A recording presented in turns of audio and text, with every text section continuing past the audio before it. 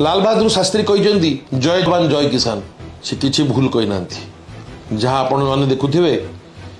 किसान नहीं तो पेट को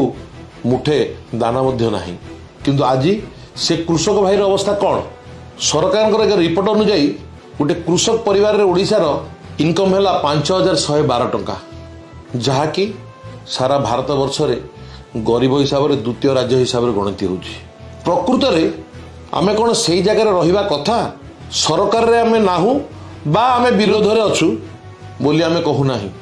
आपण थरे छाती रे हाथ रखी भाविले ये सरकार आम पई करिछि कौन विगत दिन में यूपीए सरकार सोनिया गांधी कही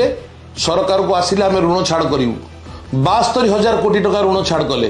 जो जगार मोदी सरकार कौन कले हजार हजार कोटी टका लक्ष लक्ष कोटी टका तांकर कलाधनर साम्राज्य संभालुवा बाबू मान छाड़ कले किए जाकि दुबई रे रहिले तो किए जाकि लंडन में रहिले किए तो जाकि यूएसए रे रहिले छाड़ी दिंतु ता कथा केते केते कृषकों को निजर हक पर लड़िया को आसुवा बेले आसवा को बर्तमान बाट बंद कर दिगला आम निज हक पर आम निजे